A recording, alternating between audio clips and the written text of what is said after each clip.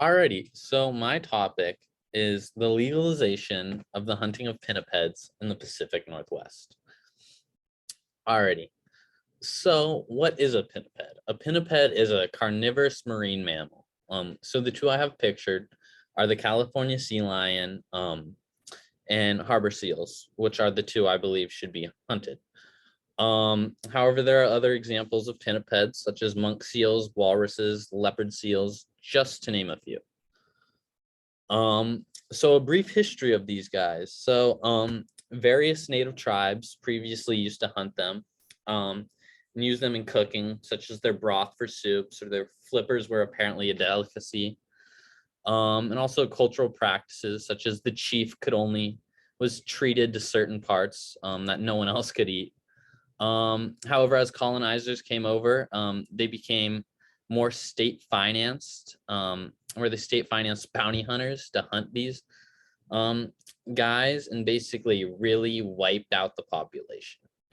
But they did this because they were seen as a competitor. However, this all really came to an end in 1972 when the Marine Mammal Protection Act ended the hunting of all pinnipeds. So, however, since that time, their population has grown extremely. However, my thesis and sort of my overall why is, or sort of what is, the state of Washington should explore licensing for the hunting of pinnipeds because of benefits towards human communities, indigenous communities in particular, as well as the pressure they pose on the food web. Alrighty, so sort of on the food web. I have pictured a few species, sand lance on the right, a salmon being eaten in the middle, and on the left is a China rockfish. So starting out on the left, China rockfish are actually an endangered rockfish species. However, harbor seals and sea lions don't know that, and they're a distressed stock, and we got to reduce sort of predication on them to helpfully have that species come back to a healthy point. In the middle, there's a salmon.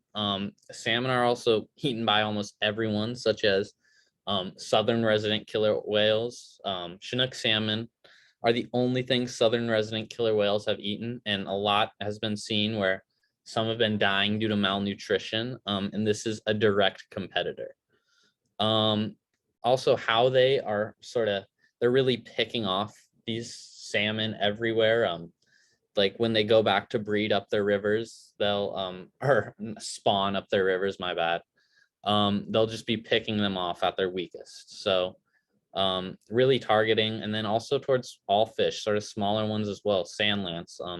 These are eaten by seabirds, and in the past couple of years, many seabirds have huge die-offs have been seen due to malnutrition. So here are just a few articles that sort of show fisheries being closed down, or how basically fisheries are being closed down. You can see the trend line on the graph to the left, bottom left, where it shows just Chinook salmon, that line being decreased. Also on the graph to the right, how just the harvest has gone down, which is really sad. So of course, advocates for this, fishermen, other fish competitors, and then of course native tribes. Chief Ray Jones Jr. Is who's pictured, and basically this would be extremely important for indigenous groups, and partially what he's arguing is because such a large part of the economy for indigenous groups is fishing in the Pacific Northwest. So it would help with that, but also bring back possible cultural practices. Then just with the market in general, it would also help just regular fishermen. So yeah. So why this legislation? So just realistically, it's smaller than like a big environmental thing. I'm not disagreeing. I think we helping out the environment would also help these species out significantly. However, I also believe that It's hard to get anything done in the American government without there being a profit.